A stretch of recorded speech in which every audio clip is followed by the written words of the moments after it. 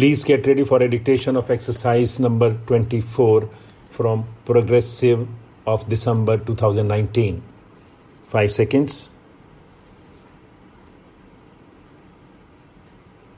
Start.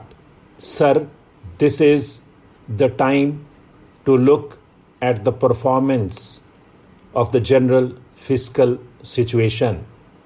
I have listened with some attention to the remarks from the opposition. Everybody is worried. I heard my friend speaking and the honorable member who spoke just now also talked about the problems of the size of the deficit of non-plan expenditure, the question of continuing inefficiency or relatively less efficiency of public enterprises, or the fear of the debt trap. These are familiar battle cries on the side of the opposition. At the same time, if you heard the earlier debates, the demand on behalf of the state for the net added transfer of resources from the center to states is still growing. The pressure is mounting. There is a demand for additional subsidy and continuation of existing subsidies. Then, on the one side, we talk about efficiency in economic management. On the other side, we find different state government and particularly some of the neighboring state government indulging in populist approach towards repayment of loans from the banks or other sector of the government. Now it is very difficult to reconcile the economic rationality of the demand and the economic rationality of the comments that the opposition members are trying to make. Let us look at the hard facts. The question is whether the economy is growing in terms of growth rate of the GNP or not. The fact is that it is growing at a very fast pace. In fact, the expected rate of growth of real income in the current year is likely to be around 9%, which is much higher than what we have seen in the recent years. If you look at the sectorial composition of performance, then the food production, thanks to the bountiful monsoon and a more imaginative agricultural strategy, particularly the food production strategy, we are finding a better performance.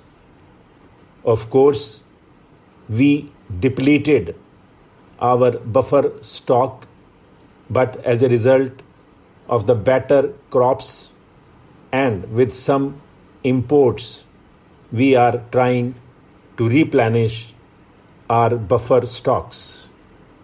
Industrial growth has been very encouraging, although in the last few months there has been a tendency at deceleration, and we hope by the year end the things will level up and our performance in the industrial sector will be well above the recent performance.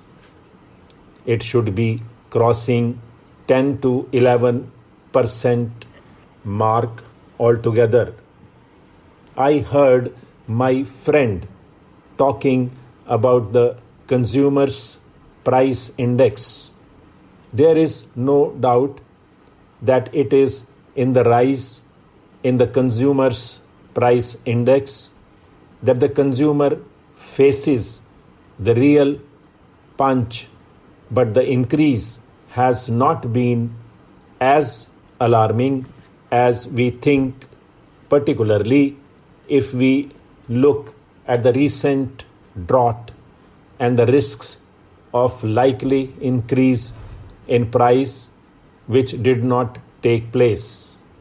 Now, so far as the consumer's price index is concerned, it is closely related to the liquidity in the economy.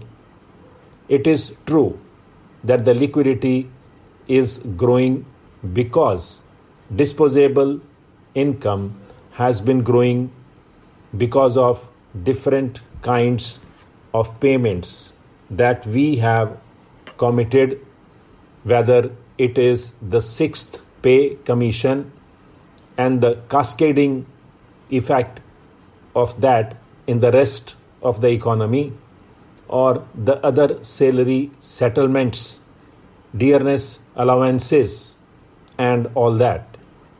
This leads to demand inflation. But on supply side, if our buffer stock position is right and releases are timely and adequate, all the operations both on the supply side and on the demand side of the buffer stock are efficient, then we should have no fears. It seems to me the very fact that the price index has not been rising at a very rapid pace shows that the supply management, so far as the essential commodities are concerned, has been somewhat efficient, and this has given us a relatively better balance with demand. Now, so far as the wholesale price index is concerned, it is very encouraging. As a matter of fact, there was a slight pressure, but if you take the latest figures, there has been a deceleration there. What is particularly encouraging is that in the agricultural product group, the rate of increase in the wholesale price index has been much less compared to the agricultural commodity group. However, the fact remains that the resource position of the governments remains under strain. When we talk of resource position, we talk of three components. Number one, what is the rate of the domestic savings, particularly the net figures have been under serious stress. Fortunately, the household sector performance has been good, but the performance at the corporate sector level, and particularly the saving in the public sector of the corporate particularly, has been discouraging, and much more discouraging has been the rate of the saving in the government sector. So this is one area where substantial correction is required in order to generate adequate resource for investment. Stop.